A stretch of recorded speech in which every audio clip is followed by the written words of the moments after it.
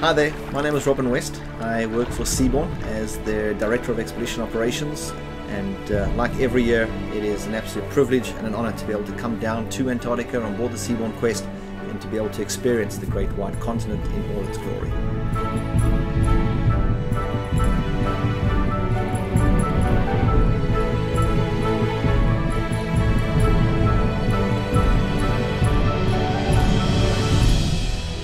Very hard to describe to the average person what Antarctica is all about. You show people photographs, you tell them about it, you tell them about what they're going to see, what their experience entails, but it's not until you get down to Antarctica and actually experience it for yourself that you really understand.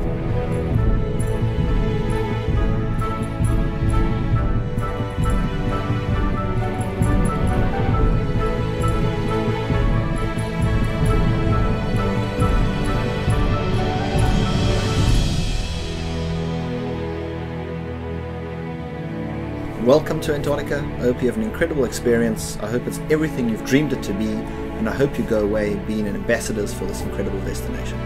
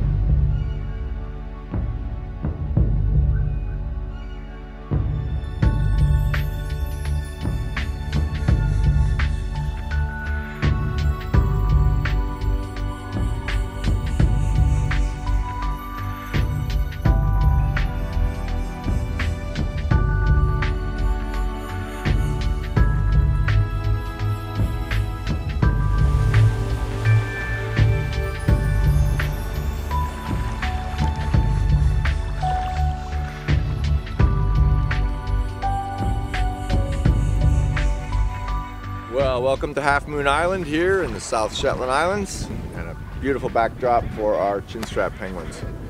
We've got several colonies around here in this bigger rookery.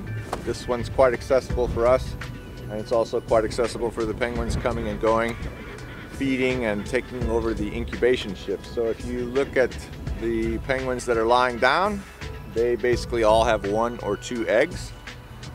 The egg laying is finished, and they're just about to hatch out probably within 5 to 7 days. And you have some birds that are attending a nest, a spot, possibly for next year, or maybe they even lost a mate this year.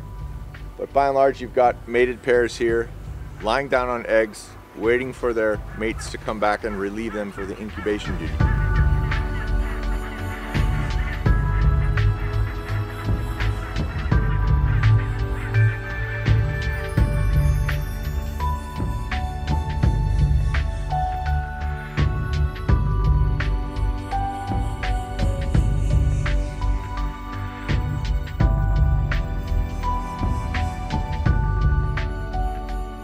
Seven Weddell seals are having a snooze on the snow, enjoying the sunshine as the rest of us are.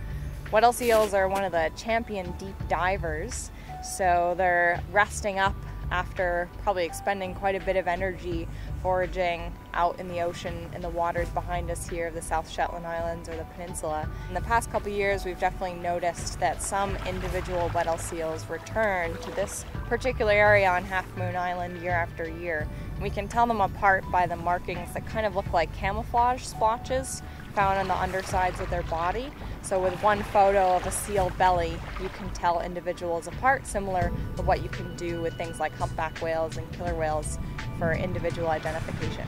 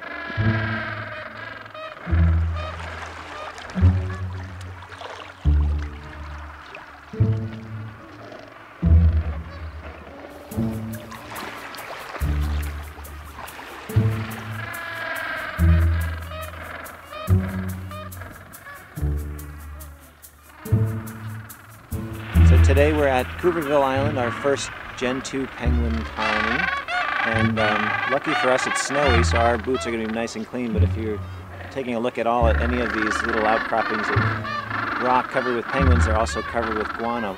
So some of the nests here are quite big. There's piles of stones that they're constantly building up and even stealing from each other. And the females particularly like when the males bring them stones, so even as we sit here watching, we can see when the males come back from feeding and they're about to relieve their mate, they're picking up stones and presenting them to their partner.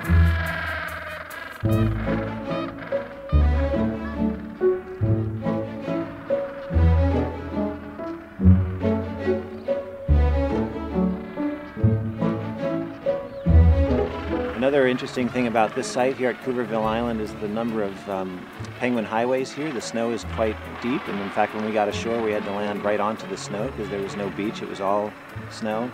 And so coming from the shore up to this colony and then up to the colony above, there's some very distinct penguin highways, and so it's basically kind of like what we do. The first group to come ashore has sometimes a rough time setting the trail, but then by the end of the landing it's all packed down and much easier. So that's what these guys are doing. They're finding the path of least resistance.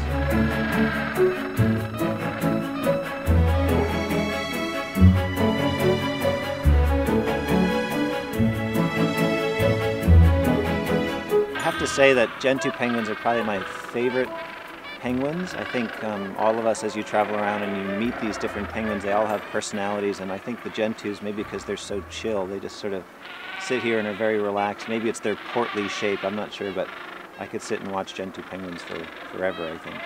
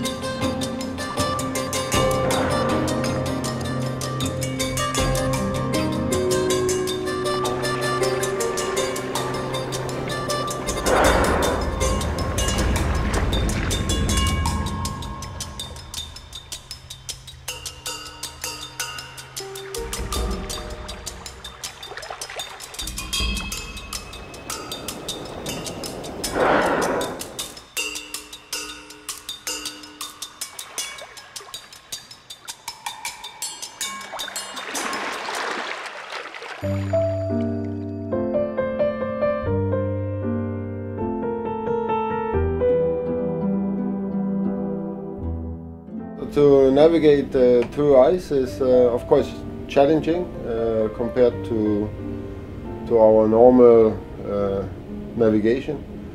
You need a team of good and experienced officers. Over the years, since we started in 2013, we have built up a strong team on the bridge who have now gained experience navigating in the ice. And it's basically to navigate through a minefield, because you have a lot of growlers around you that you don't like to hit.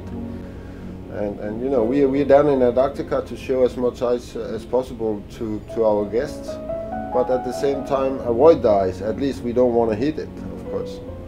And when you sail in ice, you also have to consider your speed.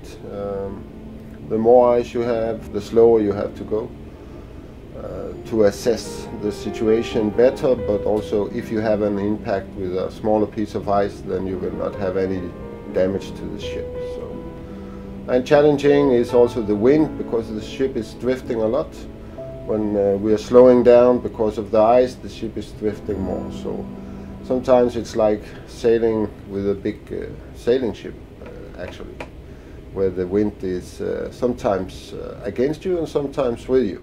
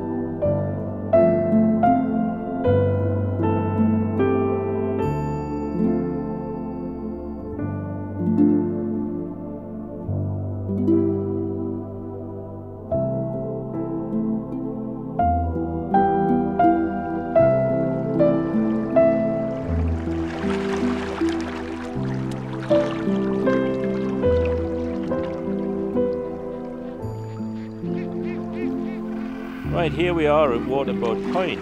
This is a historic site where there was an overwintering party of only 2 young men here in 1921. They were going to be part of a bigger expedition that assembled at Deception Island, but everything went wrong, and so they decided they would do something while they were in Antarctica, and they hitched a ride with a whaling ship. It brought them down here. They found an abandoned waterboat here, which they camped in, and they stayed here for an entire 12 months. They did the first real penguin study on the Gen 2 penguins, and then they made a tidal gauge with a water barrel and did the full 12-month tidal study. I mean, these 2 young men, incredible to come down here 12 months, not fully provisioned, and having to live on penguins and seals. I just think it's such a wonderful story.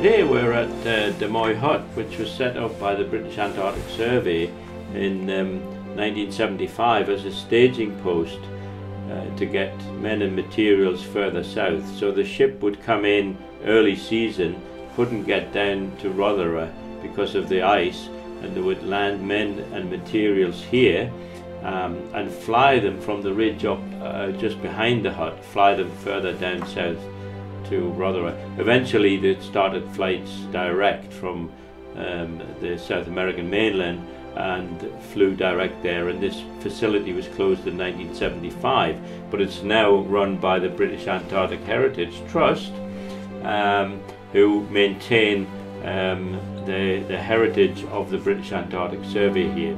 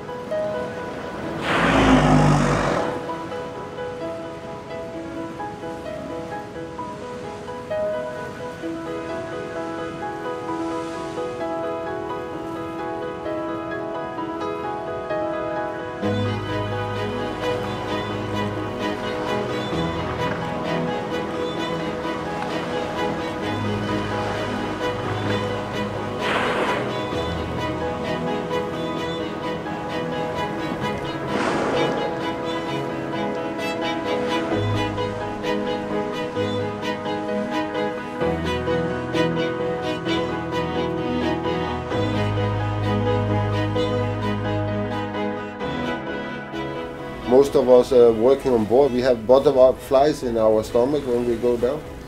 And what makes it special is that it's probably one of the few places on this planet where it's still untouched.